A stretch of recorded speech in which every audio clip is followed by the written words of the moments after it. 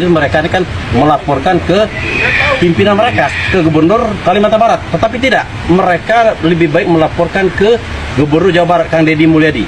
Karena mereka beranggapan Kang Deddy Mulyadi lah yang bisa menyelesaikan dan membantu solusi daripada penyelesaian daripada perkara pembunuhan yang dilakukan diduga oleh oknum Polri tersebut.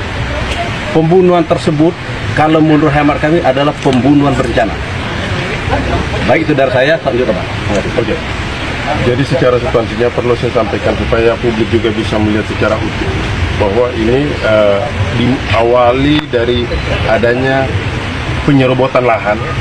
Lahan tersebut adalah lahan milik klien kami, kemudian diserobot kemudian dibangun oleh seorang pengusaha yang cukup terkenal berinisial A di Kalimantan Timur sana, Kalimantan Barat sana. Kemudian karena merasa bahwa ini adalah lahan dari milik klien kami, maka klien kami ingin bertemu siapa sih yang berani mencoba untuk menyerobot lahan tersebut. Selanjutnya karena klien kami mencari orang tersebut dan meminta untuk bertemu kepada si penyerobot ini, tidak pernah juga ditemuin. Akhirnya klien kami menemuin satu momen. Momennya tersebut ada eskavator mini milik yang diduga menyerobot lahan milik klien kami.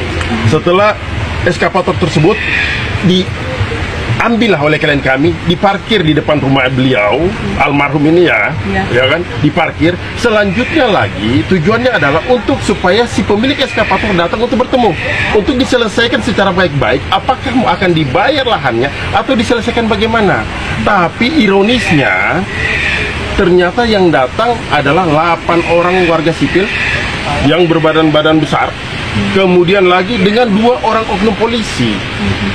Seharusnya yang kami lihat, polisi ini datang bukan dalam rangka, tanda kutip ya, bukan dalam rangka tindakan serangkaian penyelidikan atau penyidikan, tapi dia datang secara frontal dengan terjadi cekcok dengan klien kami, karena kami duga bahwa polisi ini membackingi pihak pengusaha ini. Dia datang kemudian dia ambil laras panjang, kemudian dia menembaki klien kami. Setelah klien kami sudah 2 peluru, butir peluru bersarang ke badannya, klien kami lagi diangkat, kemudian dijedotkan ke tanah untuk memastikan bahwa klien kami mati. Ironisnya adalah ketika keluarganya melakukan proses hukum, sampai saat ini proses hukumnya tidak berjalan dengan maksimal. Lebih parahnya lagi, ketika polisi membuat laporan ini dibuat adalah laporan model A. Laporan model A ya. Selanjutnya mereka mengatakan bahwa pasalnya ini overmark. Polisi boleh, ya kan? Ini dalam rangka membela diri. Padahal kedatangan polisi saja di situ tidak dengan menggunakan surat. Tapi ini datang sekonyong-konyong untuk membackingi si para pengusaha ini.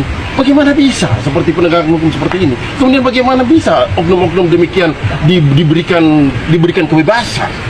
Makanya kami akan berupaya untuk mengusut tuntas perkara ini sampai seterang-terangnya, dan yang harus bertanggung jawab ya harus mempertanggungjawabkan perbuatan hukumnya.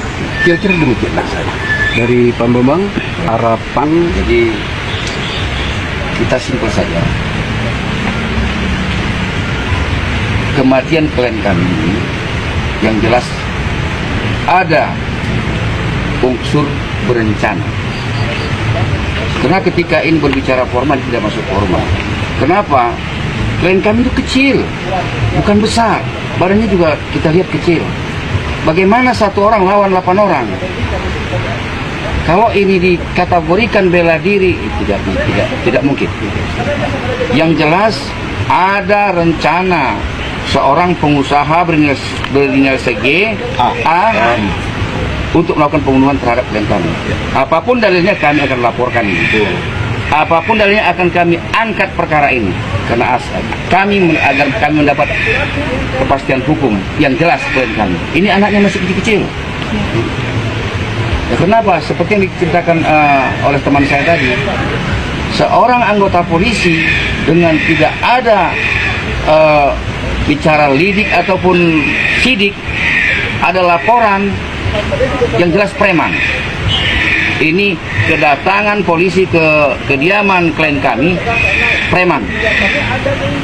Oknum polisi tersebut kami minta kepada Kapolri harus ditindak. baik itu Kapolresnya, Wakapolresnya, pelakunya, bahkan Kapoldanya. bahkan Kapoldanya kita minta dicopot. Ini kasihan sampai ke Jakarta. Bagaimana negara kita ini kalau seperti ini terus terjadi, ya kan?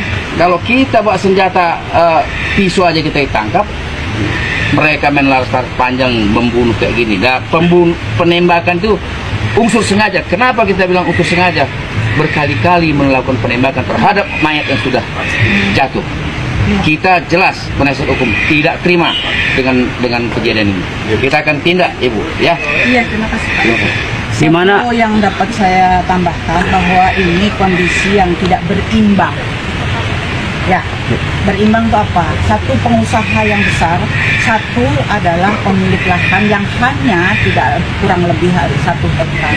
Dan itu sudah dibangun oleh si pengusaha itu, ya ibarat inisial A tadi.